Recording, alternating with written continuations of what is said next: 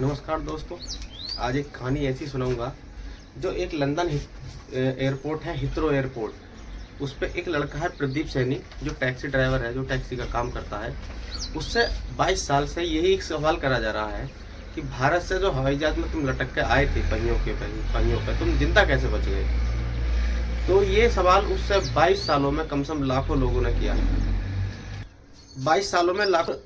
उसका एक ही जवाब है जो सरकार ने पूछा है। जो लगभग उसका केस चला 18 साल में जज, वहाँ के लंदन के जज, वहाँ के वकील, और अब 22 साल से जो एयरपोर्ट पर टैक्सी का काम कर रहा है, वहाँ के जो लोग जो भारत के जाते हैं, जो भारत के वहाँ पर रह रहे हैं, जिन्हें भी पता चलता है। प्रदीप सैनी की कहानी सबको पता है। ज़्यादातर वहाँ जो लंदन जाते हैं, वह उस लंदन, अगर प्रदीप सैनी से टैक्सी में बैठते हैं तो टैक्सी में बैठते उससे एक ही सवाल पूछा जाता है कि आप जिंदा कैसे बच गए। कि मजाक नहीं है कि 40,000 फीट की ऊंचाई पे एक सफ़र करना बिना ऑक्सीजन के, और जिसका -46 डिग्री तापमान ऊपर का हो, वहाँ पे बचना नामुमकिन है। और नामुमकिन भी है उसके भाई के लिए, जो उसका भाई साथ गया था और वो मर गया। अकेला बचा तो प्रदीप सैनी। तो ये कहानी है भारत के पंजाब की। दो भाई थे, और ये कहानी है अक्टूबर 1996 की। दोनों भाई 1996 में जो सरकार पुलिस ने जो झूठे आरोप लगाए थे, पुलिस में के झूठे आरोपों में जो फंसे थे दोनों भाई, कि ये खालिस्तानी से मिले हुए हैं, और जो ईमानदारी से अपने टैक्सी का काम करते थे, टैक्सी मैकेनिक थे, टैक्सी ड्राइवर भी थे, वो अपने ईमानदारी से काम करते थे। मगर पुलिस के इतने परेशान होने के परेशान से घर जाते तो घर पुलिस परेशान करती, अपने मैकेनिक दुकान पाते तो वहाँ भी पुलिस परेशान करती। तो दोनों भाई इतने परेशान हो गए, उन्होंने देश छोड़ने का जो है अपना निर्णय कर लिया कि आस पड़ोस के लोग हमारे यहाँ बहुत रह रहे हैं, कि अपने है कि भाई कनाडा भी बहुत रहते हैं, ब्रिटिश में भी बहुत रह रहे हैं, क्यों ना हम भी बाहर रह के अपना खाना पीना करे किया जाए। यह पुलिस हमें परेशान कर रही है। दोनों भाइयों ने अपनी जो है एक राय मिलाई, और अपनी जो है एक प्लान बनाया कि किसी के द्वारा बात करी जाए। उन्होंने जो है जो वहाँ के धोरे नोड़े के जो लोग होते हैं, जो कनाडा रह रहे थे, उनसे बातचीत करी। धीरे धीरे बात करते करते 1-2-3 महीने निकाले कि किस तरीके से लोग बाहर जाते हैं, क्या प्रक्रिया होती है उसके जाने की। वहाँ उन्हें एक एजेंट भी मिला, किसी ने एजेंट का नाम बताया और एजेंट से बात की। मगर एजेंट ने उनसे बात की तो उनके एयरपोर्ट भी जो पासपोर्ट होता है वो भी चाहिए होता है, टिकट भी चाहिए होता है, उसके लिए काफ़ी अच्छा खासा पैसा लगता है। उनके पास इतना पैसा तो था नहीं, पैसा था तो थोड़ा सा पैसा था। उन्होंने जो दलाल होता है, वहाँ का जो एजेंट होता है, नाम वैसे तो नाम उन्होंने अपना नाम इंग्लिश में एजेंट रखा, मगर एक तरह के वो दलाल ही होते हैं, जो लोगों को भी जो बहलाते फुसलाते हैं और काम उनका करते नहीं है। जो पैसा मिल जाए उन्हें वो सही है। वो उनसे पैसे अपने ऐंठ लेते हैं, कुछ ना कुछ पैसे ऐंठ लेते हैं, और हर हफ्ते का उनका जो है आगे को टाइमिंग बताते रहे कि अगले हफ्ते आपको भेज दिया जाएगा, अगले हफ्ते आपको भेज दिया जाएगा। मगर कुछ टाइम ऐसे बीत जाता है और उनसे बहुत सारे पैसे उनसे ले लिए जाते हैं एजेंट के द्वारा। दोनों भाई घर से निकल जाते हैं, पुलिस इतना परेशान कर देती है तो दोनों भाई घर से निकल जाते हैं। और निकलने के बाद में नई दिल्ली आते हैं, और नई दिल्ली इंदिरा गांधी जो एयरपोर्ट है वहाँ पे आते हैं। आने के बाद में वहाँ पे देखते हैं, वहाँ जो लंदन या बाहर जाने की जो प्रक्रिया है, वो बिना पासपोर्ट या बिना टिकट या बिना वीज़ा के जाने की प्रक्रिया नहीं है। दोनों भाई 15 दिन तक उसकी छानबीन करते हैं कि कैसे कैसे उसकी प्रक्रिया को देखते हैं कि कैसे कैसे जाया जाता है, कौन सी फ्लाइट कहाँ उतरती है, कौन सी फ्लाइट कहाँ लैंड होती है। 15 दिन तक अपना वो गुजारा बसेरा मांग तांग के जो अपना जो है चल रहा था उनका, मगर वो हर चीज़ को बड़ी बारीकी से समझ रहे थे। 15 दिन में उन्होंने ये इतना समझ लिया था कि कौन सी फ्लाइट कहाँ उतर रुकती है।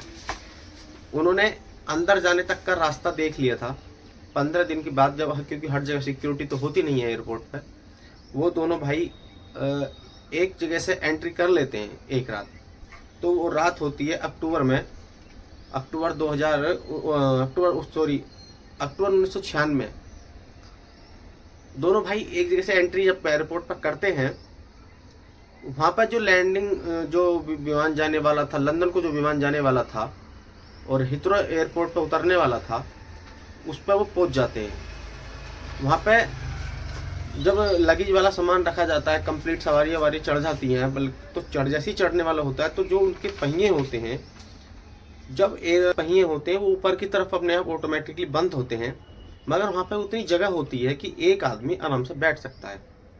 उन दोनों भाइयों ने इतना प्लान बनाया, उसी जगह वो बैठने का उन्होंने जगह वो खोजी, और जैसे ही रात के समय वो विमान चलने को था, उन्होंने अंदर उसके पहिए पे दोनों पहिए, एक पहिए पे दूसरा भाई, एक पहिए पे दूसरा भाई बैठ जाते हैं, और वो पहिए ऊपर की साइड से चल बंद हो जाते हैं, और वहाँ पे एक एक आदमी की जगह हो जाती है।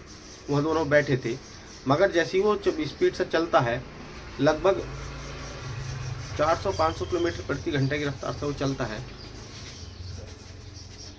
दोनों भाई आपस में बात करने की कोशिश भी कर रहे थे, मगर हो नहीं पा रही थी, क्योंकि इस विमान की जो रफ्तार थी वो बहुत तेज़ थी।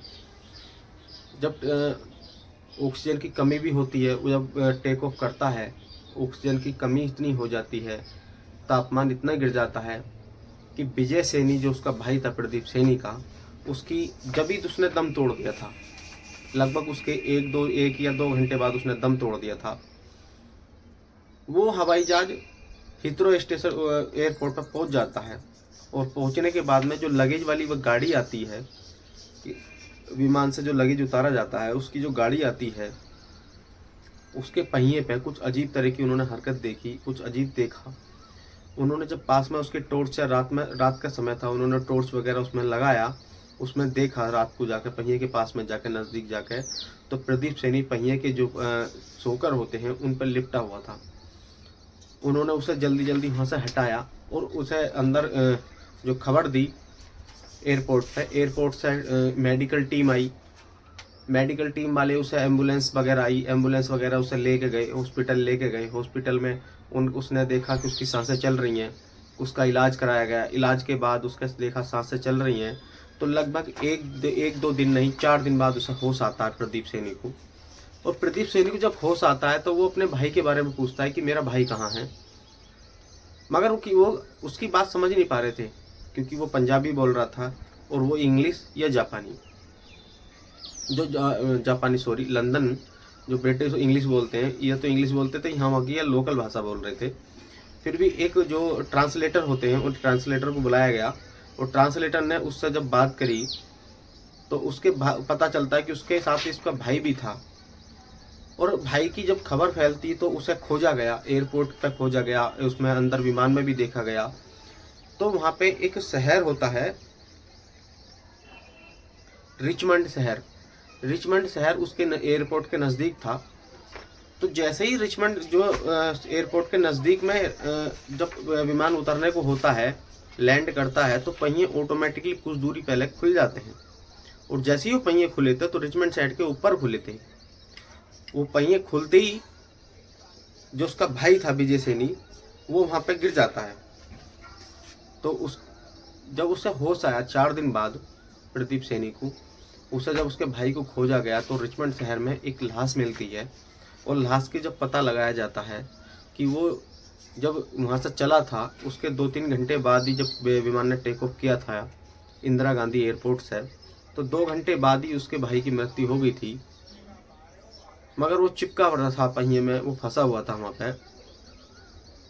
उसका पोस्टमार्टम कराया जाता है, उसकी दिमाग की नसें वैसे सब बेचारी सब फट जाती हैं।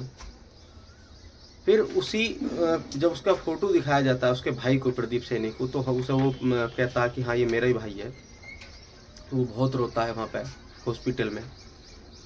मगर ये सब गैर कानूनी था।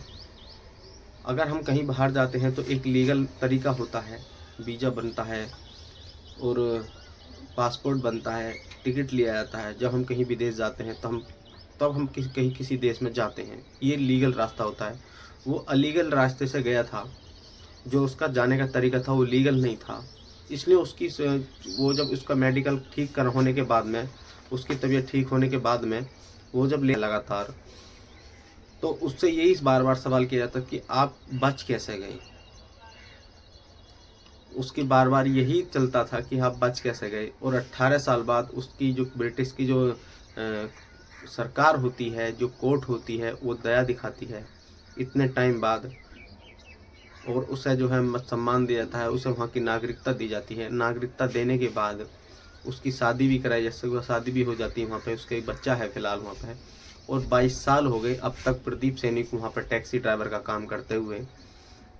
मगर 22 साल में उसे बार बार एक ही सवाल कि आप बच कैसे गए।